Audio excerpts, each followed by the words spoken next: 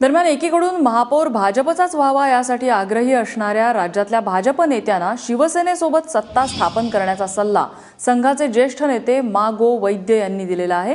दोन्ही पक्षांनी अडीच वर्ष महापौर पद वाटून घ्यावं असे मा गो वैद्य म्हणाले।